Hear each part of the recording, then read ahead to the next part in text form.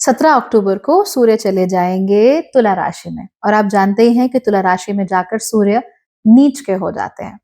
कमाल की बात यह है कि इस बार जब सूर्य नीच के हो रहे होंगे, ठीक उसी समय पर तुला राशि के स्वामी यानी कि शुक्र भी नीच स्थिति में जाकर पहुंच जाएंगे और सूर्य के गोचर करने के ठीक एक दिन बाद यानी कि 18 अक्टूबर को गुरु चले जाएंगे अपने उच्च की राशि में यानी कि कर्क राशि में। और इसकी वजह से हमको हमारे रिलेशनशिप्स में बहुत सारे चेंजेस देखने को मिल सकते हैं। And that is not all, हम लोगों को ये भी देखने को मिलेगा कि कैसे हम खुद पर भरोसा नहीं करते हैं, कहाँ कहाँ पर खुद पर भरोसा नहीं करते हैं। सो ये किन किन लोगों के साथ स्पेसिफिकली होने वाला है, क्या क्या होने वाला है, let's figure it all out today. नमस्ते, भाग्यश्री होलिस्टिक एस्ट्रोलॉजी में आप लोगों का एक बार फिर से स्वागत है। यहाँ पर हम बात करते हैं पॉजिटिव, इंस्पायरिंग और होलिस्टिक एस्ट्रोलॉजी की, यानी कि एक ऐसा ज्योतिष जो कि आपके पॉजिटिव पॉइंट्स को मैक्सिमाइज कर सकता है और आपके नेगेटिव पॉइंट्स को मिनिमाइज करने में आपकी मदद भी कर सकता है, आपको आपकी कुंडली से अलाइन करके। आज हम बात कर रहे हैं सूर्य की, जो कि 17 अक्टूबर को तुला राशि में गोचर करने वाले हैं और हमेशा की ही तरह यहाँ पर वो 1 महीने तक रहेंगे, यानी 17 अक्टूबर को हमें तुला संक्रांति देखने को मिलेगी। अब जब सूर्य अपनी नीच की स्थिति में आ जाएंगे, उस समय पर वहां पर बुध भी मौजूद रहेंगे। हालांकि बुध 24 अक्टूबर के बाद सूर्य का साथ छोड़कर आगे स्कॉर्पियो राशि में चले जाएंगे। तुला राशि में ऑलरेडी मंगल भी मौजूद हैं, लेकिन 27 अक्टूबर को मंगल भी सूर्य का साथ छोड़कर यहां से बाहर निकल जाएंगे स्कॉर्पियो यानी कि वृश्चिक राशि में। इंटरेस्टिंगली, जब सूर्य नीच के होंगे तो उनको नीच करने वाले उनकी राशि के जो स्वामी हैं वो है शुक्र। वो होंगे कहां पर? वहीं से 12वीं राशि में, जहां पर वो खुद ही नीच के हो जाते हैं, बिकॉज वीनस इज इन वर्गो। हालांकि नवंबर के शुरुआती समय में अपनी नीच की स्थिति से बाहर निकलकर जरूर शुक्र आ जाएंगे सूर्य के साथ ही, जहां पर वो लगभग 15 दिनों तक एक दूसरे के साथ अपना एक वेरी ब्यूटिफुल क्लोज एसोसिएशन बना के रखेंगे। अब इसकी वजह से क्या क्या होने वाला है? सबसे पहली बात तो आप नोट करेंगे कि आप लोगों के अंदर कॉन्फिडेंस के इश्यूज बहुत सारे देखने में आ सकते हैं। इसमें से भी अगर आप स्त्री हैं, महिला हैं, तो आपके अंदर अभी से कॉन्फिडेंस के डावाडोल होने के इश्यूज आने लग ही गए होंगे। बहुत सारी चीजों को लेकर आपके मन में एक गुबार सा होगा।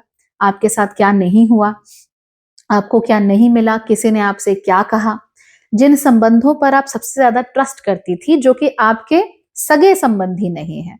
सगे संबंधी यानी जिनके साथ ब्लड रिलेशनशिप है। इनके अलावा जो भी संबंध है, आपके फ्रेंड्स हो सकते हैं या आपके ससुराल वाले हो सकते हैं, husband, children, you name it. तो जो भी सगे संबंधी नहीं है, उनके अलावा जो भी आपके क्लोज संबंधी हैं, क्लोज आपके रिश्ते के लोग हैं, वो आपको इस समय पर थोड़ा हर्ट कर सकते हैं, परेशान कर सकते हैं। आपको उनकी कही हुई बातें बहुत ज्यादा पिंच कर सकती हैं और इस पिंचिंग की वजह से you May Cry a lot. हालांकि ये रोने धोने के बाद जब आपकी आंखें क्लियर होंगी तो आपको चीजें बहुत अच्छे से दिखना भी शुरू हो जाएंगी और आपके अंदर के जो फ्लॉज हैं वो भी आपको बहुत क्लियरली दिखने शुरू हो जाएंगे। So you will become a lot more accepting of your self. हालांकि इसकी शुरुआत जो है वो लॉस से, दुख से या रोने धोने से हो सकती है। तो स्त्री हो या आप पुरुष हो, दोनों ही केसेस में यहाँ पर हमें कॉन्फिडेंस के इश्यूज भी देखने को मिलेंगे, यानी कि अपने ऊपर जो आत्मविश्वास आप लोगों का है वो थोड़ा सा कम हो सकता है। मैं कौन हूं, मैं क्या कर सकता हूं, मैं किस चीज के लायक हूं, ये सारे के सारे सवाल आपके दिमाग में उमड़ घुमड़ कर सकते हैं and you may not really have a clear answer to this question कि मैं कौन हूं, मुझे कहाँ होना चाहिए, मेरी जगह कहाँ है और मैं क्या पाना चाहता हूँ या पाना चाहती हूँ। You may never really have a clear answer for that और उसकी वजह से आप लोगों को समस्या थोड़ी हो सकती है। तो जहां पर भी आपका दिमाग आपको रोककर आपसे सवाल पूछने लगे, उन सवालों के जवाब जरूर देना। इस समय पर रिश्तों में थोड़ी समस्याएं सर्टनली हम लोगों को देखने को मिल सकती हैं। ऐसा बहुत बार हो सकता है that we are in relationships और we are with somebody, we love somebody और हमें ऐसा लगने लगे कि नहीं, दिस इज नॉट राइट। खासतौर पे जो पुरानी शादियां हैं, बहुत लंबे समय से चली आ रही हैं, जहां पर शादी में कभी प्यार नहीं था, right, there was never love in the marriage. It's like ठीक है, करवा दी, we are ticking all the boxes, ऐसे कोई प्रॉब्लम नहीं है पर्टिकुलरली, बट प्यार भी नहीं है, वो एक पैशनेट रोमांस जिसको हम कहते हैं वो नहीं है। तो वो ना होने की वजह से कहीं ना कहीं उस शादी में एक थोड़ा सा बिखराव, थोड़ा टूटन आपको देखने को जरूर मिल सकती है। And you may start asking questions कि यार मैं क्यों हूं इस पर्टिकुलर व्यक्ति के साथ, इसके साथ होने की वजह क्या है, इसके साथ मेरा संबंध आखिर है क्यों, और इस संबंध से मुझे मिल क्या रहा है। क्या आपको शादी तोड़ देनी चाहिए? See that depends on your individual कुंडली। हालांकि ये सवाल जरूर आना शुरू हो जाएगा। अब जब ये सवाल आना शुरू हो जाता है तो अच्छी बात भी है, क्योंकि जब सवाल होगा तभी तो जवाब होगा ना। तो जब अपने आप से पूछोगे कि भाई मैं इस व्यक्ति के साथ हूं क्यों, मैंने शादी की क्यों, और जब शादी कर भी ली तो आज तक निभ क्यों रही है, तो आपको जवाब जरूर मिलेगा अपने आप से, चाहे वो पॉजिटिव हो चाहे negative, but you will get an answer.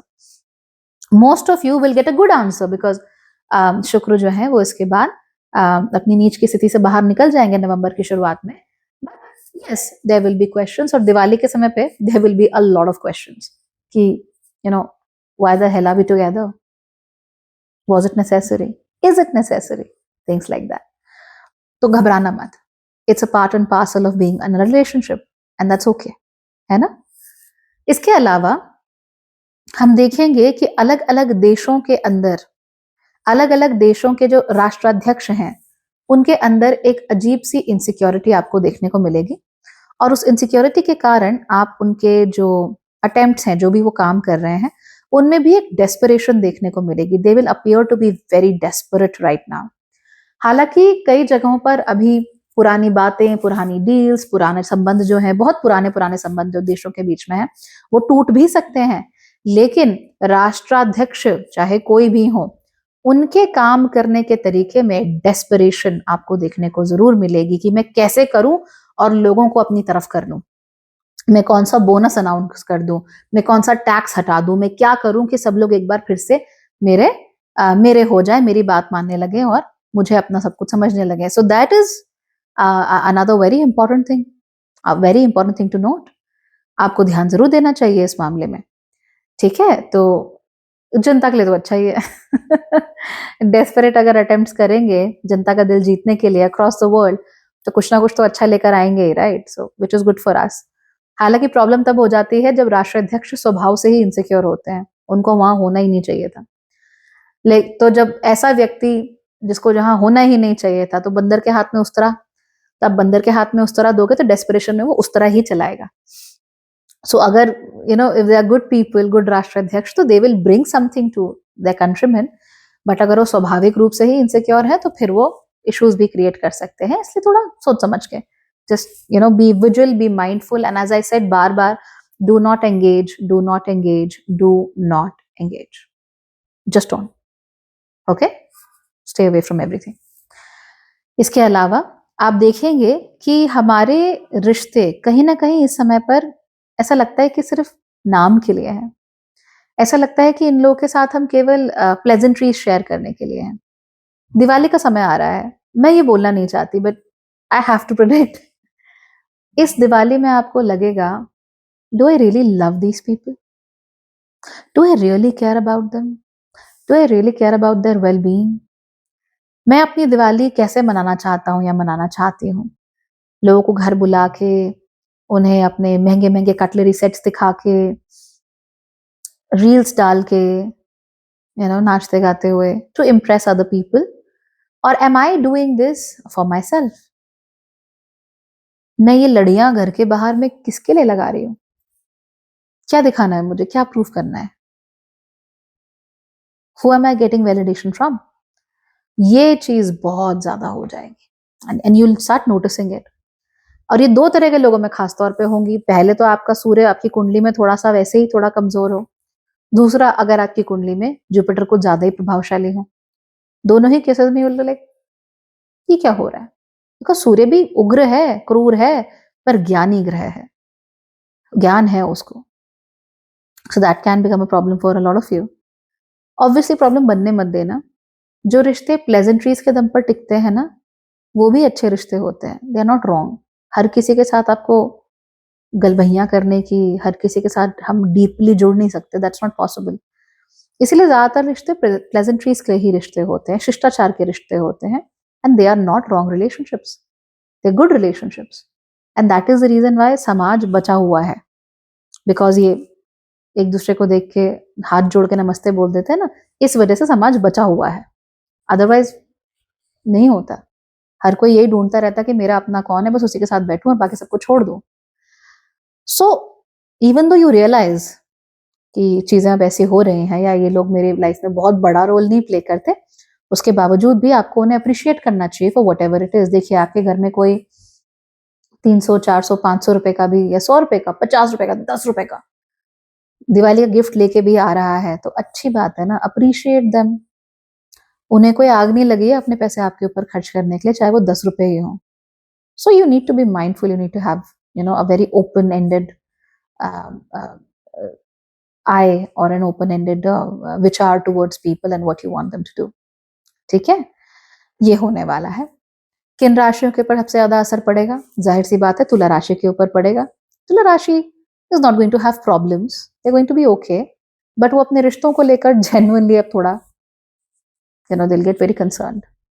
ऐसा भी हो सकता है कि तुला राशि लोगों के जीवन में कोई ऐसा व्यक्ति आए जो कि उन्हें सही मायनों में समझ गया, या जिनके साथ वो बहुत अटैच्ड फील करें, and then now they don't know what to do about it anymore, right?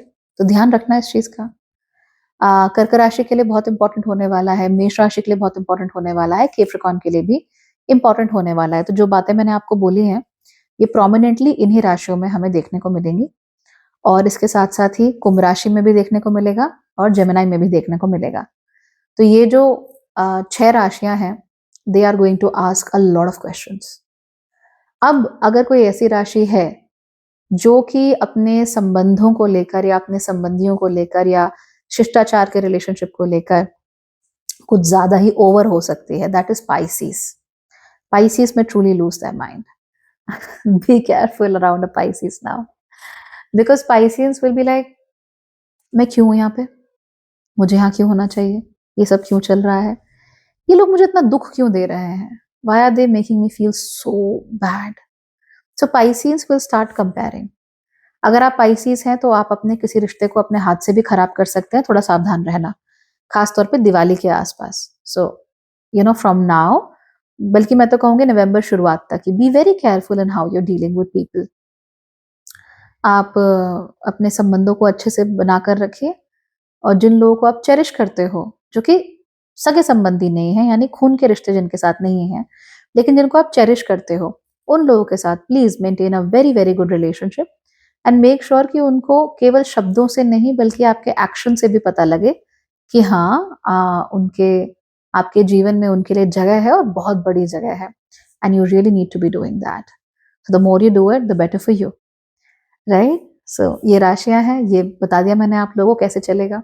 So I hope you have a very good a fun Diwali, and अगर आपको उसमें कुछ बातें दिमाग में आती भी हैं तो भी you are able to figure it all out. If you can't, you can always come and talk to me, है ना? All right then everybody, bye bye, take care.